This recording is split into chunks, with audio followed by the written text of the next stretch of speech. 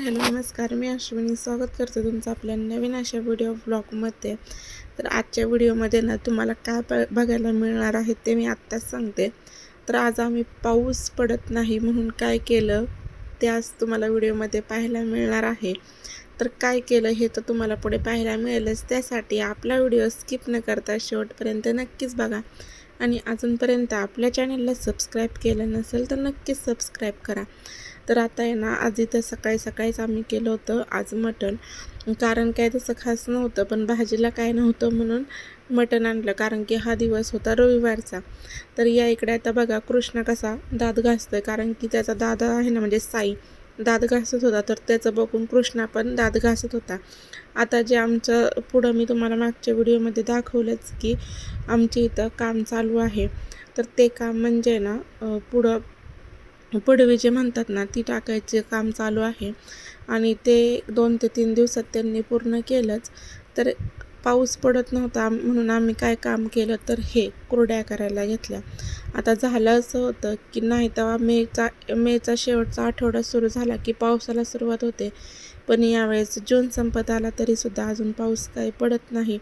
तर म्हटलं चला कुरड्या करून घ्याव्यात. तर आता ह्या कुरड्या आमच्या नाहीत, तुम्हाला तर माहितीच आहे, तुम्ही माझे व्हिडिओ पाहताच की मी सगळं जे उन्हाळ्याचं सामान जे आहे ना म्हणजे उन्हाळ्याचे पदार्थ हे मावशीकडून तयार करून आणलेले आहेत, तसेच मम्मीने पण दिलेत.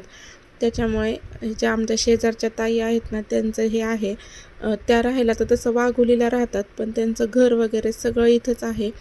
मग त्या कुरड्या करण्यासाठी खास इकडे आल्या होत्या, कारण की तिकडं कुरड्या वगैरे वाळू घालायला एवढी जागा नाही आणि गावाकडे कसं असतं कुठं पण घातलं तरीसुद्धा चालतं.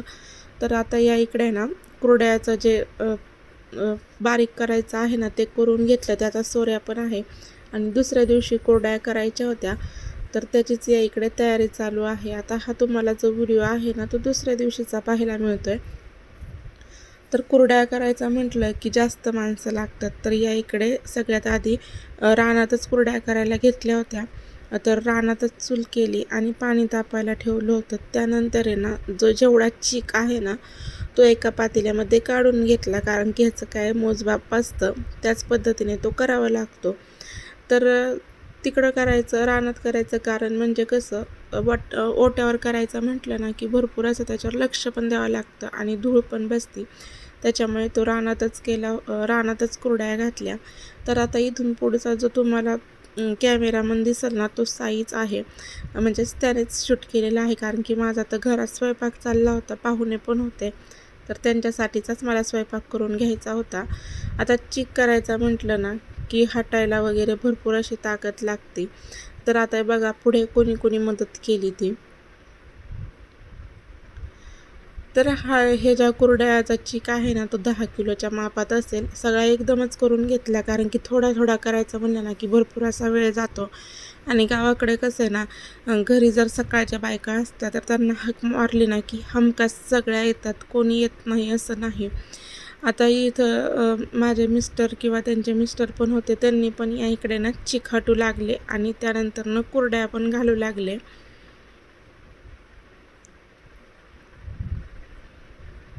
तर आता चीक ज्यावेळेस टाकतो ना त्यावेळेस बायकांना पण हटता येतं, पण ज्यावेळेस नंतर तो घट्ट होत जाईल ना तसं हटायची मेहनत जास्त असते.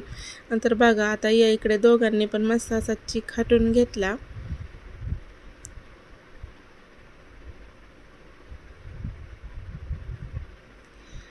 आणि इथं मुलं आहेत ना भरपूर असे त्रास देत होती. जवळजवळ ना 10-12 जण तर होतीच. तर त्यांना लांब असं झाडाखाली बसवलं होतं, कारण की मुलांचं कसं आहे ना चूल जवळ आहे, ह्याला ढकल त्याला ढकल करून उद्योग करून घेतील म्हणून त्यांना लांब असं बसवलं होतं. आणि त्यानंतर कुरड्या करून घेतल्या. आता कुरड्या करायला तर काही जास्त वेळ लागत नाही, जास्त वेळ लागतो तो म्हणजे चीक हाटायला, तो व्यवस्थित झाला आहे का नाही ते बघायला. आणि जास्त जण असलं ना तर कुरड्या इतक्यातच करून होतात.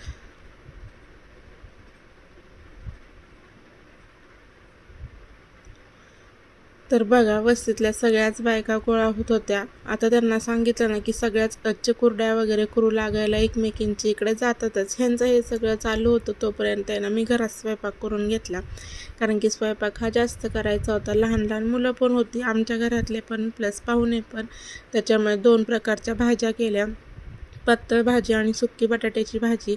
आता हे आवरायचं तसंच ठेवलं. म्हटलं आधी कृष्णाला चारावं. येऊन बघते तर काय ह्यांच्या सगळ्या कुरड्या करायच्या ना झाल्या होत्या. आता सगळ्यांची झुंबड पडली होती ती म्हणजेच पातेल्याला जे खालचं करपं असतं ना ते खाण्यासाठी. ते खरंच खूप छान असं लागतं. आणि मुलं तर काय आपली लांबच बसली होती. त्यांना पण खाण्यासाठी चीक दिला. कारण की मुलांचं मध्ये करणं म्हणजे कसं असतं ना की मला कुरडई करू दे किंवा असं तसं, त्याच्यामुळे त्यांना तर लांबच बसवलं होतं. तर आता जे पुढचं काम आहे ना ते आज पूर्ण झालं आणि त्यानंतर तिथं मस्त असं पाणी वगैरे मारून घेतलं आणि त्यानंतर न सारवलंसुद्धा. कसं आहे ना आम्हाला बाहेर असा निवारा नव्हताच. डायरेक्ट ऊन पडायचं आणि गाड्या वगैरे पण राहण्यासाठी किंवा मग पावसाचं पाणी पण आतमध्ये जात नाही. त्याच्यामुळे ना हे शेड मारून घेतलेलं आहे. आता मस्तपैकी इथं बसता पण येतं. आज संध्याकाळी करायची होती मिसळ, तर बाहेर मस्त असं सारवलेलं आहे ना, तिथंच मी कांदा वगैरे चिरायला नेला होता. कारण की आता बाहेर बसायला ना छान असं वाटतं, ऊन जास्त लागत नाही. तर मिसळ जी आहे ती 1 किलोच्या मापात होती. ती सगळी अशी शिजवून घेतली आणि आता फक्त फोडणी द्यायचं काम बाकी होतं. तसं पाहायला गेलं तर आहे ना आम्ही मिसळ करायला 4 वाजताच लागलो होतो. संध्याकाळचा स्वयंपाक नव्हता. संध्याकाळचा स्वयंपाक नाही म्हटलं की महिलांना कशी मज्जाच वाटते. तर आता या इकडे ना मी फक्त कॅमेरा धरायचं काम केलं. बाकीचं सगळं ताईंनी आणि मिस्टरांनी दोघांनी मिळूनच ती मिसळ बनवली होती. तर बघा, तुम्हाला या मिसळची जर रेसिपी पाहिजे असेल ना तर नक्कीच कमेंट करा. तुम्हाला पूर्ण अशी रेसिपी मी नक्की शेअर करेल.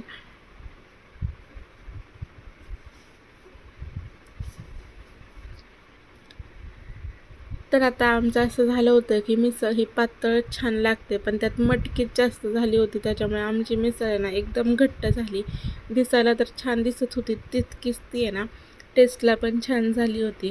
तर चला आता मिसळ उकळती आहे तोपर्यंत वाट बघावीच लागणार. तोपर्यंत जी बारीक सारीक कामं आहेत ना ती करून घेतली. जसं की मिसळची भांडी वगैरे पडली होती ना ती घासली.